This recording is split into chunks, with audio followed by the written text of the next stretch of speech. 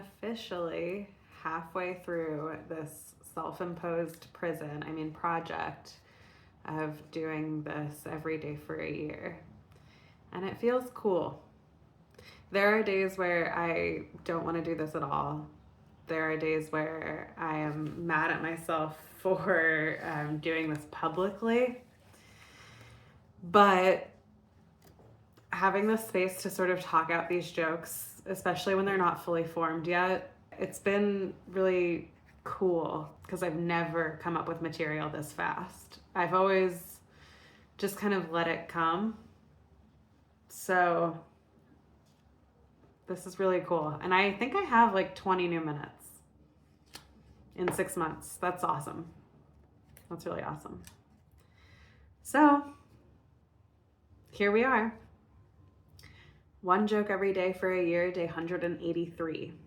The folks up in arms about trans people are just mad that they tried to give themselves a nickname and it didn't stick.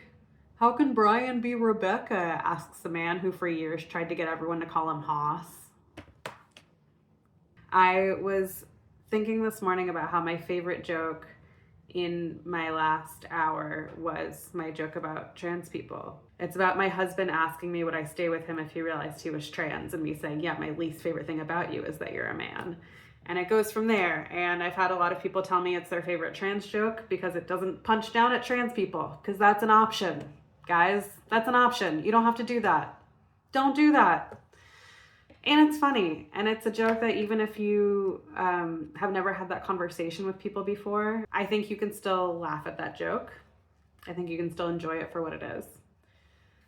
This is less of that. This is much more like, hey, if you're against trans people, you're wrong.